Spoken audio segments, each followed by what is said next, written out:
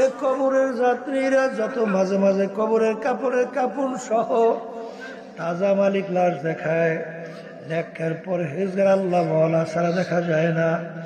আবার কত কবরে আগুন দেখা যায়, সাপ দেখা যায়, কত নাফরমানের জিহ্বাটা নাভিস্থল পর্যন্ত ঝুলাইয়া রাখছে। যত দুর্ঘটনা মাঝে মাঝে কবরে দেখা যায়, বেনামাজি, হারামখোর, সুদখোর, ঘুষখোর, জুলুমবাজ, মিথ্যাবাজ ছাড়া কিন্তু দেখা যায় না। আর যত কবরে মাঝে মাঝে আমার মালিক লাশ তাজা দেখায়, বাজান দিনদার আল্লাহ ওয়ালা ছাড়া দেখা যায় না। যত ঘটনা মাঝে মাঝে আমার মালিক কবরে দেখায়, বাজান লাশ কবরে কাপড়ের কাপড় সহ তাজা, দিনদার আল্লাহ ওয়ালা ছাড়া দেখা যায় না। আর যত দুর্ঘটনা দেখা যায় বাজান খুবই ছাড়া কিন্তু দেখা যায় না। এই জন্য আমার বাজানদেরকে বলবো, পর্দার মা বোনদেরকে বলবো, দুনিয়ার যে কোনো কাজের একটা সময় নির্ধারণ থাকে, তারিখ নির্ধারণ থাকে। সেদিন করে আমি খুলনা মাহফিল করলাম, বাজান মাহফিল আসছিল চরমুনের মুজাহিদ দায়িত্বশীল। বাজান মাহফিল শেষ করে বাড়িতে গেল, যাইয়া দরজায় যখন আঘাত করলো ঘরে ঢোকার জন্য, ওই অবস্থায় পইরে গেল। এরপরে দেখে আর দুনিয়াতে নাই।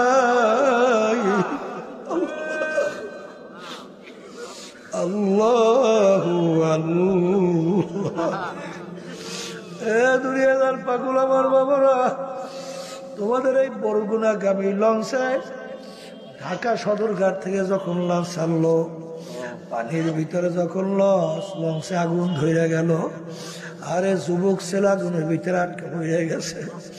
মোবাইল কইরা বাপকে বলে, আব্বাজান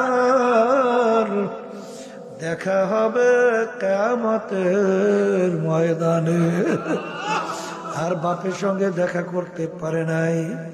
এই জন্য আমার ভাইদেরকে বলবো, পর্দালে মা বোনদেরকে বলবো, দুনিয়ার ভিতরে যত জাতি বিচরণ করে সব কিন্তু পরকালকেও বিশ্বাস করে। হিন্দুরাও করে, মুসলমানরাও করে, খ্রিস্টানরাও করে, অন্যান্য বিজাতিরাও করে। কিন্তু বাজান আজ পর্যন্ত মুসলমান জাতি ছাড়া অন্য কোন জাতি দুনিয়ার ভিতরে চ্যালেঞ্জের মাধ্যমে বুক ফুলাইয়া গলা টান কইরা কেউ কিন্তু দুনিয়ায় টিকতে পারে নাই। একমাত্র আমরা মুসলমান জাতি চ্যালেঞ্জের মাধ্যমে বুক ফুলাইয়া গলা টান করিয়া দুনিয়ায় বাইচা আছি। এ মুসলমান আমার বাবারা, পর্দায় মা বোনেরা, মুসলমানের ঘরে জন্মগ্রহণ কইরা খোদা না খাস্তা কিয়ামতের ময়দানে যদি জাহান্নামের শিকল হাতে পায়ে লাগে, এসে কপাল পোড়ার সারে জাহানে হইতে পারে না। আল্লাহ রাব্বুল আলামিনের দরবারে লাখো কোটি শুকরিয়া আদায় করতেছি। মহান রব্বুল আলামিন ফিতনা ফাসাদের যুগে দুনিয়ার সমস্ত কাজ থেকে বিরত রেখে উলামায়ে কেরামদের মজলিস, জাকিরিন, শাকিরিন, সাদিকিন, অনেক আল্লাহর খাস বান্দারাই মজলিসের মধ্যে আছে। এই মজলিসটাকে আল্লাহ রাসূল সাল্লাল্লাহু আলাইহি ওয়াসাল্লাম বলছেন বেহেশতের একটা বাগান। আমাদের জীবনের একটা সময় এই দ্বীনি মজলিস এবং বেহেশতের বাগানের ভিতরে কাটাবার সুযোগ আল্লাহ করেছে। শুকরিয়া তার সবাই বলি আলহামদুলিল্লাহ। অনেক লোকের কানে মাহফিলের দাওয়াত পৌঁছার পরে অনেক সুযোগ থাকা সত্ত্বেও মাহফিলে আসে নাই। আবার তালাশ করলে দেখবেন বহু দূর থেকে কষ্ট স্বীকার করে আমার অনেক ভাইরা মাহফিলে পাগলের মতো সুইটে চলে আসছে।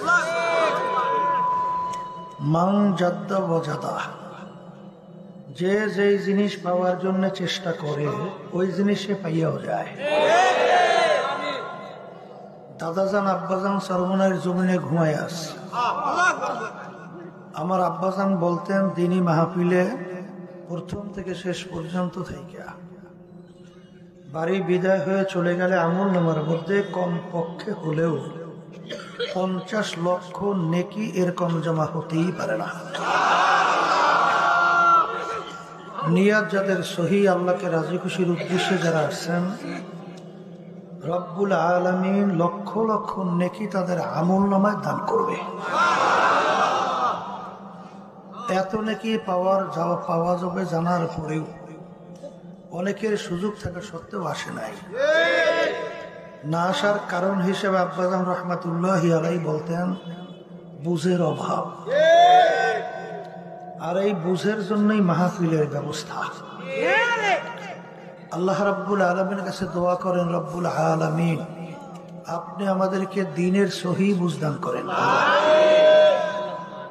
হাদিসের মধ্যে আসছে আল্লাহ রাসূল সাল্লাল্লাহু আলাইহি ওয়াসাল্লাম বলছেন, মাই ইউরিদিল্লাহু বিহি খায়রান ইউফাক্কিহু ফিদ্দীন। আল্লাহ যাকে ভালোবাসেন, ইচ্ছা করেন, আল্লাহ রাব্বুল আলামিন তাকে হেদায়েত দান করেন, দ্বীনের সহি বুঝদান করেন। পাশে একটা কথা মনে রাখা লাগবে, হেদায়েত কিন্তু কোনো পীরের হাতে নাই, কোনো বাবাদের হাতেও নাই, কোনো দলের নেতা নেত্রীর হাতেও নাই। হেদায়েত একমাত্র আল্লাহর হাতে। অনেকে মনে করে পীরের কাছে মুরিদ হয়েছি, বাবার দরবার আসা যাওয়া করি, যথেষ্ট। নাউজুবিল্লাহ। পীর তো ভালো কথা, পীরের বাবারও কারো ক্ষমতা নাই যে কাউকে নাজাত করে জান্নাতের ব্যবস্থা করবে। আর সাথে সাথে একটা কথা মনে রাখেন, তিরমিজি শরীফের হাদিসের ভিতরে আসছে, মিশকাত শরীফের হাদিসের মধ্যে আসছে, সহি হাদিস।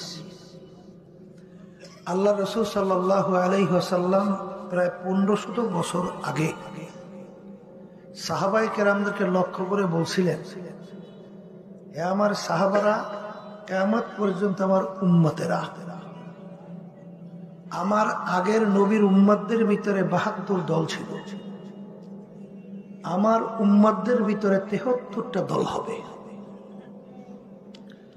এখানে আল্লাহ রাসূল সাল্লাল্লাহু আলাইহি ওয়াসাল্লাম বলছেন আমার উম্মতদের মধ্যে।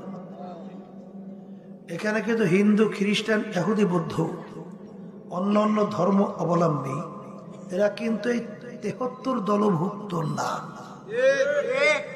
যারা আল্লাহ রাসূল সাল্লাল্লাহু আলাইহি ওয়াসাল্লামকে নবী মানে, আল্লাহর উপরে ঈমান আনছে, এদের ভিতরে 73 দল হবে।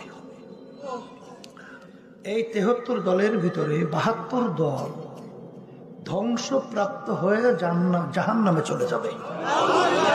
নাউজুবিল্লাহ।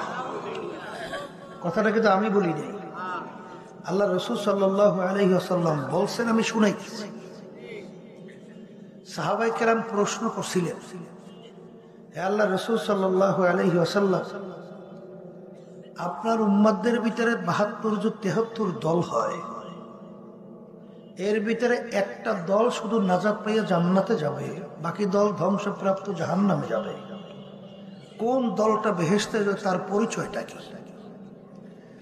তখন আল্লাহ রাসূল সাল্লাল্লাহু আলাইহি ওয়াসাল্লাম পরিষ্কার হাদিসের ভিতরে পরিচয় দিচ্ছেন, মা আনা আলাইহি ওয়া আসহাবি, আমি এবং আমার সাহাবারা যেই পথ, যেই মত, যেই নীতি আদর্শ, যেই সূরাত, যেই সিরাত, যেই আকীদার মধ্যে আছি, যারাই কিয়ামত পর্যন্ত এই নিয়মে থাকবে তারাই নাজাত পেয়ে জান্নাতে যাবে। আল্লাহর হাবিবের উম্মতেরা, ঈমানকে মজবুত করতে হবে, নির্ভেজাল করতে হবে, স্বচ্ছ করতে হবে, তাহলে অল্প আমল করবেন তো আল্লাহর ফজলে বেহেশতে। আমি বলছি না, আল্লাহ রাসূল সাল্লাল্লাহু আলাইহি ওয়াসাল্লাম বলছেন। হ্যাঁ, এই জন্য আমার বাজানদেরকে বলবো, এক পর্যায়ে আল্লাহ রাসূল সাল্লাল্লাহু আলাইহি ওয়াসাল্লাম তার জন্মভূমি মক্কা শরীফ থাকতে পারছে? হিজরত করে কোথায় যায়? মদিনা শরীফ যায়। আর জন্মভূমির মায়ায় নবী ফিরা ফিরা জন্মভূমির দিকে তাকায়। কথা ঠিক কিনা? এই জন্য আমার ভাইদেরকে বলবো, পর্দা আলে মা বোনরা যারা শুনতেছে, ভালো করে মন কি বুঝান, তারপর দুনিয়া থেকে বিদায় নিয়ে কবরে যান। পাইছেন তো দুনিয়ার স্বাধীনতা, যা মনে করে তা করেন, কেউ তো নিষেধ করবে না। কথা ঠিক না? আহলে সুন্নাত ওয়াল জামাত আমাদের আকীদা হলো এক শ্রেণী বর্তমানে আছে জাবরিয়া, কাদরিয়া, এরকম বিভিন্ন মুতাজিলা আছে না নাই? এদের নীতি আদর্শ হলো, আকীদা হলো মানুষ জবরে মহাসের মতো, অর্থাৎ একটা পাথর এক জায়গায় যদি পুইরে থাকে, ও যদি কেউ নাড়াচাড়া না করে, পাথর নিজে নিজে লড়ে। তা ঠিক মানুষও নাকি এরকম জবরে মহাস, অর্থাৎ পাথরের মতো। অর্থাৎ আপনি চুরি করেন, তাও বলে আল্লাহ করায়, নাউজুবিল্লাহ কর। আপনি ডাকাতি করেন, তাও বলে আল্লাহ করায়। যত খারাপ কাজ তাও নাকি সব আল্লাহ করায়। এই জন্য শোনেন নাই কুফুরি ওই গান শোনেন নাই, তুমি যেমনি নাচো তেমনি, তুমি যেমনি নাচাও তেমনি নাচে, পুতুলের কি দোষ, বুঝেন নাই? ওই ওদের কথা। কিন্তু আমাদের আহলে জামাত, আহলে সুন্নাত ওয়াল জামাতের আকীদা কি? মানুষ হলো অলিল আফআলে ইখতিরিয়াত। মানুষকে আল্লাহ রাব্বুল আলামিন ক্ষমতা দান করছেন, শক্তি দান করছেন। শক্তি দান করে আল্লাহ বলতেছেন, ফারিকুন ফিল জান্নাতি ওয়া ফারিকুন ফিস সাঈর। তোদেরকে আমি স্বাধীনতা দান করিয়া আমি দুইটা রাস্তা দেখাই দিছি।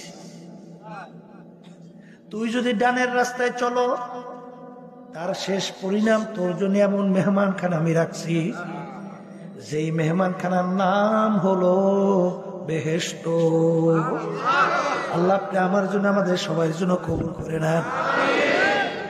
কথা ঠিক কিনা? ওই বেহেশত আমি কিভাবে সাজাইছি? আল্লাহ রাসূল সাল্লাল্লাহু আলাইহি ওয়াসাল্লাম বলেন, আল্লাহ রাব্বুল আলামিন বেহেশত এমন ভাবে সাজাইছেন, এত সুন্দর কেউ কোনোদিন চোখে দেখে নাই, তার চেয়েও সুন্দর, এমন সুন্দর কেউ কোনোদিন কানেও শোনে নাই, এরকম এরকম সুন্দর হতে পারে, তার চেয়েও সুন্দর।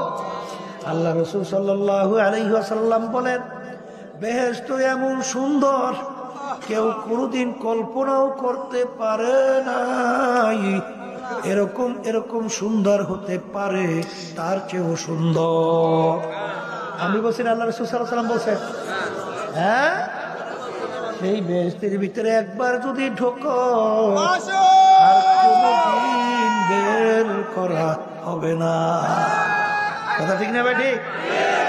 এই এখন যে নাকি স্বাধীনতা পাইয়া বেহেশতের রাস্তায় চলতে চান, আল্লাহ বলতেছেন, আমি তোদেরকে ওই রাস্তায় চলার শক্তি আমি দান করলাম। আলহামদুলিল্লাহ। আর যদি স্বাধীনতা পাইয়া তোরা যদি কেউ বামের রাস্তা, জাহান্নামের রাস্তায় চলতে চাও, সেই রাস্তায় চলারও শক্তি আমি তোদেরকে দান করব। কারণ স্বাধীনতা, পরীক্ষার হলে স্বাধীনতা যদি না থাকে তাহলে পরীক্ষা হয়? তাহলে আল্লাহ বলছেন, তোদেরকে আমি দুনিয়াতে পাঠাইছি পরীক্ষার হলে, পরীক্ষা নেওয়ার জন্য, লিয়াবলুয়াকুম আইয়ুকুম আহসানু আমালা। কথা ঠিক না ভাই? ঠিক। তাহলে এখন তোরা বামের রাস্তায় যদি চলতেছ, আমি কিছু বলবো না।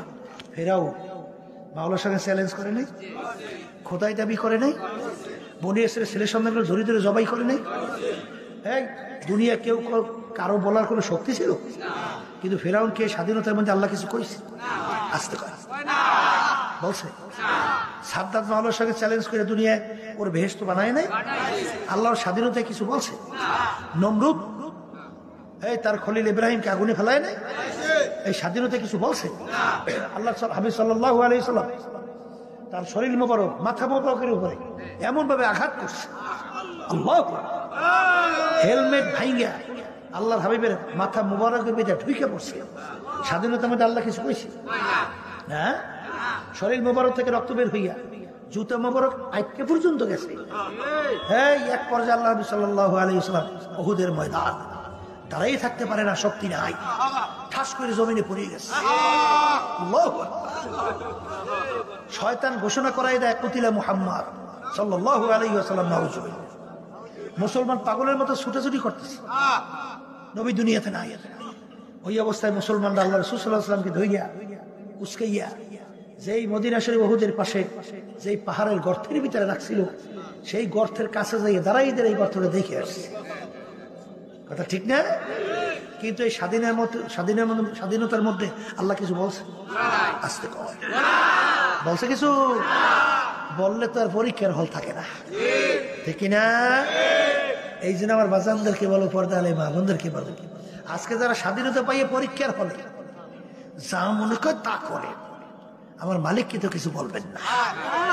আর আমাদের ওলামায়ে কেরামদের দায়িত্ব হলো, কর্তব্য হলো, ওমা আলাইনা ইল্লাল বালাগ।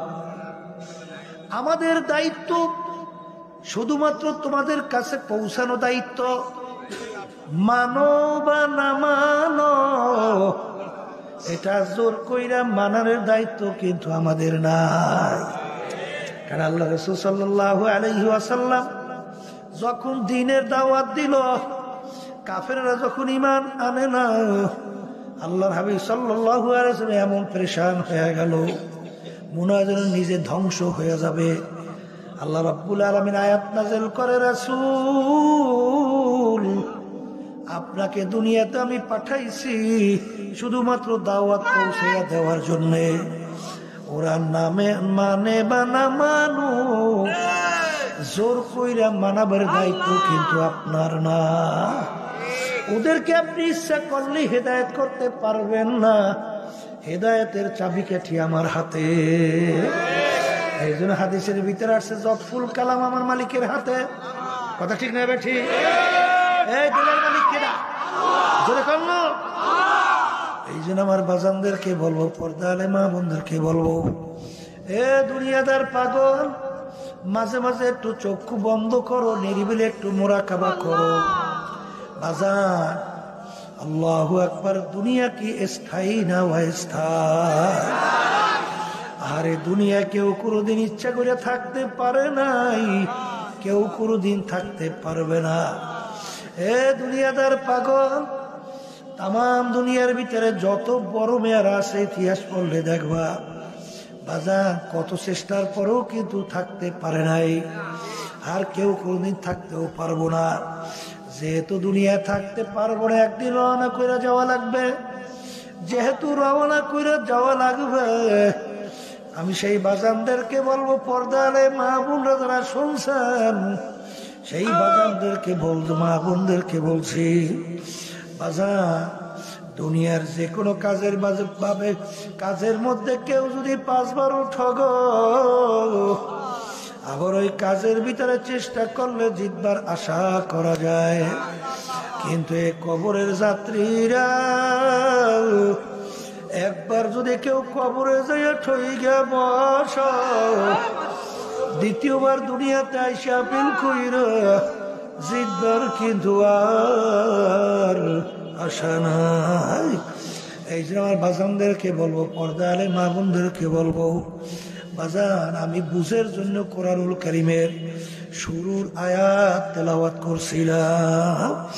যারা মানুষ তারা কিন্তু বুঝবে, আর যারা মানুষের সূরাতে আবু জাহাল, উতবা সাহেব, আবু লাহাব মার্কা, এরা কিন্তু বুঝবেও না, সেই অনুযায়ী চলবেও না। আমার বাজানদেরকে বলবো, পর্দা আলে মা বোনদেরকে বলবো, বাজান দুনিয়া সৃষ্টির পরে যত লেখক দুনিয়াতে আসছিল, যত বৈজ্ঞানিক, যত দার্শনিক দুনিয়াতে আসছিল, আজ পর্যন্ত কোনো লেখক কিন্তু চ্যালেঞ্জ দিয়ে বলতে পারে নাই আমার লেখার ভিতরে কোনো ভুল নাই। কোনো দার্শনিক বলতে পারে নাই আমার দর্শনে কোনো ভুল নাই। কোনো বাজান বৈজ্ঞানিক বলতে পারে নাই আমার আবিষ্কারে কোনো ভুল নাই। কিন্তু এ কবরের যাত্রীরা, দুনিয়ার ভিতরে একটাই কিতাব, যেই কিতাবের শুরুতে চ্যালেঞ্জ দেওয়া আছে, জালিকাল কিতাব লা রাইবা ফীহ। এই যে কিতাব দেখো, এই কিতাবের ভিতরে কোনো ভুল সন্দেহ বলতে কিছু নাই। এ কবরের যাত্রীরা যারা মানুষ, তারা চিন্তা করবে, আল্লাহর হাবিব সাল্লাল্লাহু আলাইহি ওয়াসাল্লাম মায়ের পেটে থাকা অবস্থায় আল্লাহ রাব্বুল আলামিন তার আব্বাকে দুনিয়ার থেকে নিয়ে গেল। দুনিয়াতে আসার পরে বছর 6 বয়স, আল্লাহ রাব্বুল আলামিন তার আব্বাকেও দুনিয়া থেকে নিয়ে গেল। ছোট 6 বছরের বাচ্চা, বাপ হারা মা হারা, দুনিয়ার কোন শিক্ষকের কাছে আল্লাহর হাবিব পড়ার কোনো সুযোগ পায় নাই, আল্লাহ দেয় নাই। আল্লাহর রসুল কিন্তু নিজের দস্তখত করতে জানতেন না, এমনকি নিজের সাইনও করতে জানতেন না। এই উম্মে আল্লাহর হাবিবের উপরে ছোট চটি বই না 30 পারা কোরআনুল কারীম আল্লাহ নাযিল করলেন। সেই কোরআনুল কারীমের শুরুতে আমার মালিক চ্যালেঞ্জ দিয়া বলে, এই কিতাবের ভিতরে ভুল সন্দেহ বলতে কিছু নাই। বাজার যারা মানুষ তারা কিন্তু চিন্তা করবে, দুনিয়ার এমন কোন পণ্ডিত, এমন কোন লেখক, এমন কোন দার্শনিক, এমন কোন বৈজ্ঞানিক দুনিয়ার থেকে যায় নাই যে তার দর্শনের ভিতরে ভুল নাই চ্যালেঞ্জ করতে পারছে। কোন আবিষ্কার চ্যালেঞ্জ করতে পারে নাই বৈজ্ঞানিক, আমার আবিষ্কারে কোনো ভুল নাই। এমন দুনিয়ার ইতিহাস নাই চ্যালেঞ্জ করতে পারছে আমার এর ভিতরে কোনো ভুল নাই। কিন্তু একটাই কিতাব দুনিয়ার মধ্যে যার শুরুতে চ্যালেঞ্জ দিয়া বলেন এর ভিতরে কোনো ভুল নাই। আল্লাহর হাবিব দুনিয়ার কোন শিক্ষকের কাছে পড়ার সুযোগ পায় নাই, বাজান এমনকি দস্তখত করতে জানতেন না। আল্লাহর হাবিব প্রমাণ কিভাবে রাখতেন? আল্লাহর হাবিবের আঙ্গুল মুবারকের ভিতরে আংটি মুবারক ছিল, আংটি মুবারক দিয়া সিল মারত।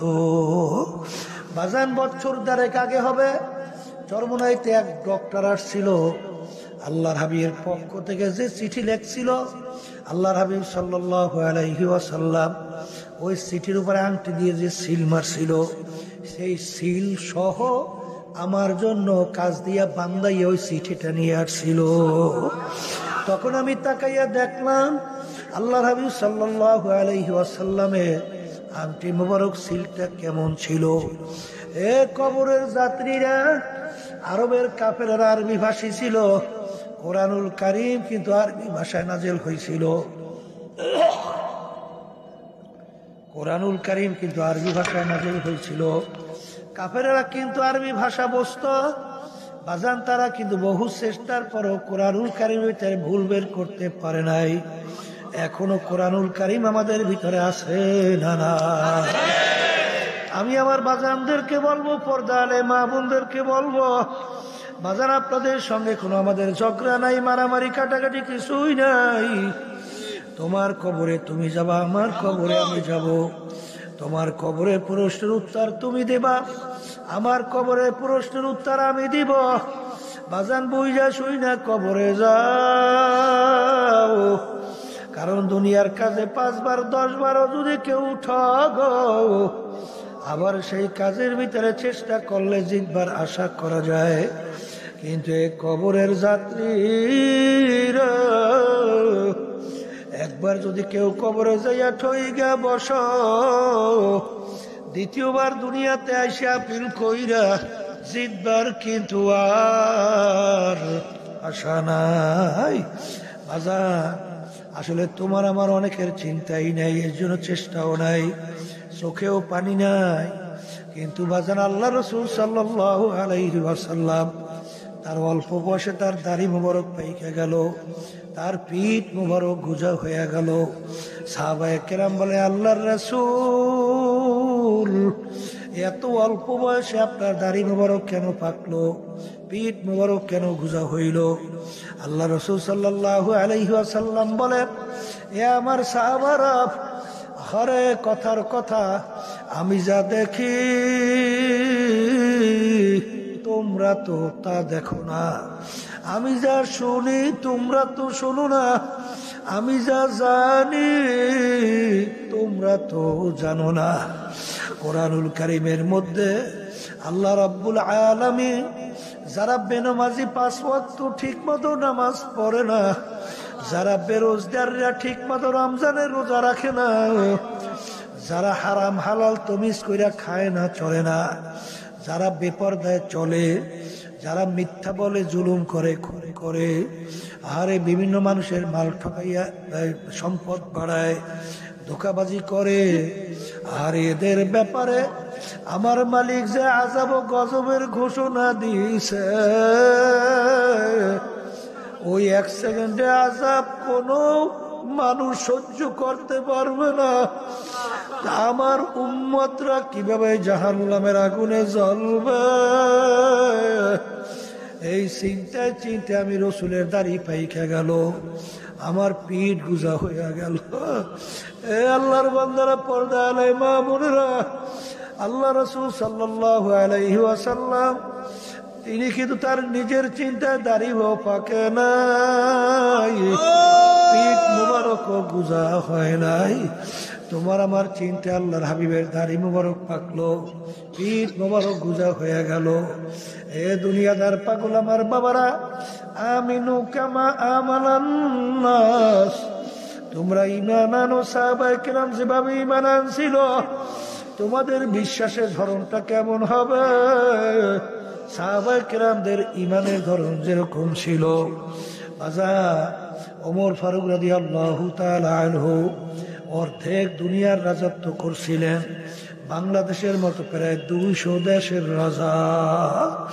বাজা তার ইতিহাস পড়লে দেখবেন আমার মাওলার ভয়, আমার মাওলার আযাব গজবের ভয়, আমার মালিকের জাহান্নামের ভয়। কানতে কানতে গালের ভিতরে 2টা দাগ পড়ে গেছিল।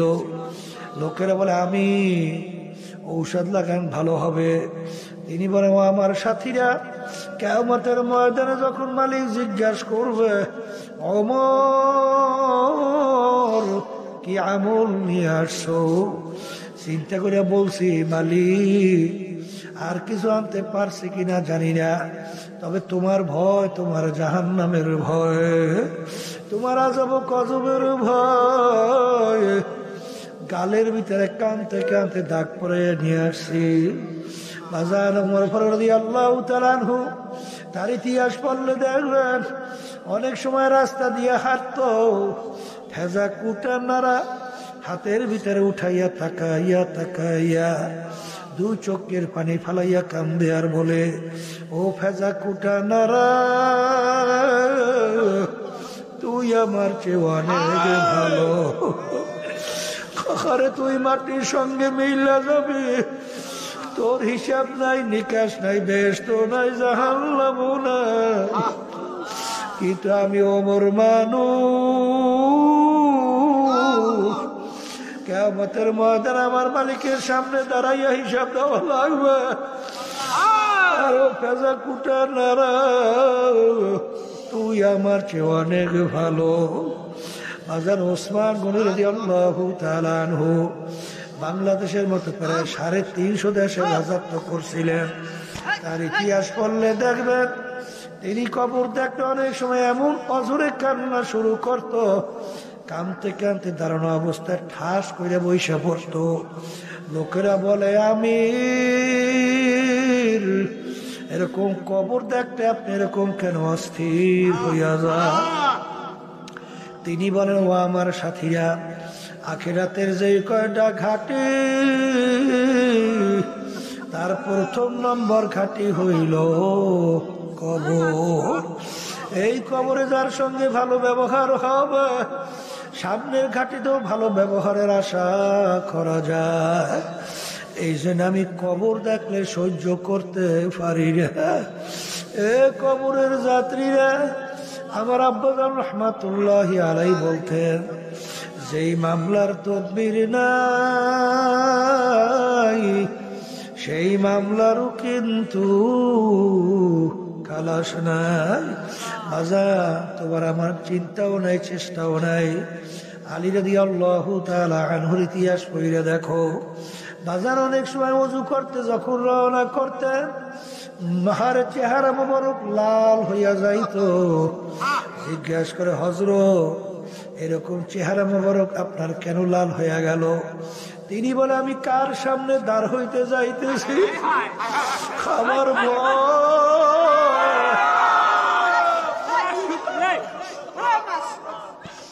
এদের ব্যাপারে আল্লাহ রাব্বুল আলামিন কোরআনুল কারীমের ভিতরে বলছেন, তাকশাইরু মিনহু জুলুদুল্লাযীনা ইয়াখশাউনা রাব্বাহুম সুম্মা তালিনু জুলুদুহুম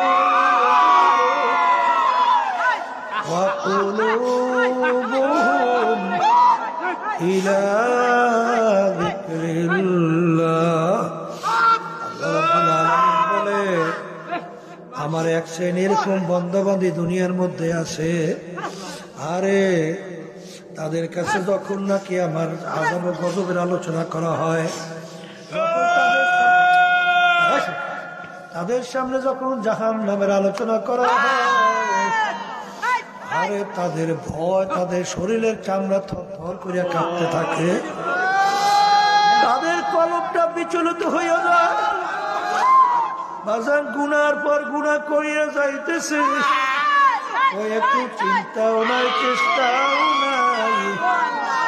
হ্যাঁ থামো। আল্লাহু আল্লাহ। হে মুসলমান, যারা ঈমান আনছো, আল্লাহকে বিশ্বাস করো, বাজার তাদের কাছে আমাদের এই কথা। কিন্তু যারা নাকি বিশ্বাস নাই, আখিরাতের চিন্তাও নাই, তাদের সঙ্গে আমাদের কোনো কথাও নাই। কিন্তু আল্লাহর বান্দারা, পর্দা আলে মা বোনেরা, আমাদের কাছে এখনো কোরআনুল কারীম আছে না? কোরআনুল কারীমের ভিতরে এখনো চ্যালেঞ্জের আয়াত আছে না নাই? এই জন্য আমার বাজানদেরকে বলবো, বাজান দুনিয়ার জিন্দিগি সম্পর্কে একটু চিন্তা করো। দুনিয়ার জিন্দিগি কয়দিন? যার যত বয়স হয়েছিল পিছনের দিকে তাকাইয়া দেখো, মনে হয় যেন সব কালকের ঘটনা। ওদিকে চেহারার সামনে, যখন আয়নার সামনে চেহারা দেখি, কাঁচা দাড়িগুলা পাইকা সাদা হয়ে গেল, বাজান দাঁতগুলো অনেকের পইরে গেল। আরে